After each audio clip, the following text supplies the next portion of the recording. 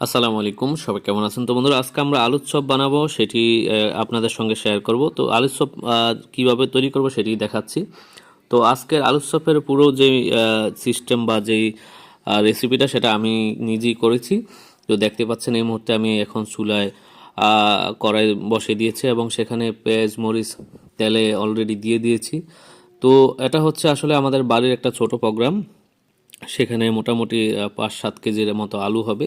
আমরা বাড়ির সকলে মিলে বা আমাদের চাচি জেঠি বা চাচাতো বোন সবাই মিলে আমরা এই আয়োজনটা করেছি। তো সেখানে আমাকে রান্নার দায়িত্বটা দিয়েছে।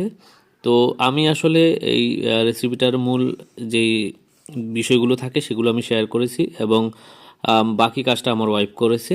তো দেখতে পাচ্ছেন আমি এখানে পেঁয়াজ মরিচ এবং হলুদ সহ লবণ সহ যে মশলাগুলো প্রথমে দেওয়া লাগে সেটা দিয়ে নাড়াচাড়া দিতেছি। তারপর যখন একটু এটা একটা কালার হয়ে আসবে তখনই আমরা আলুটা ছেড়ে দিব এবং পরবর্তীতে ধনিয়া সহ জিরা সহ যেই মশলাটা দেওয়া লাগে সেগুলো আমরা শেয়ার করব।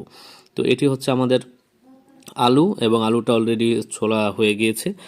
তো আসলে মশলাটা একটু ভালোভাবে না কষালে বা ভালোভাবে একটু না হইলে কিন্তু গ্রান আসবে না এবং ভালো একটা কালার আসবে না। তো সেটি আমি চেষ্টা করতেছি। আসলে আমি কিন্তু অত ভালো রান্না করতে পারি না, তারপরেও হয়তো একটু চেষ্টা করলাম সবাইকে আনন্দ দেওয়ার জন্য। তো এর মধ্যে আলুটা সিদ্ধ হয়ে গেছে, কিছু আলু আবার একটু বেঁকা করে একটু মানে করে রাখা হয়েছে যেন আলুটা মজে আসে। তো অলরেডি আলুটা হয়ে গিয়েছে এবং দেখতে পাচ্ছেন।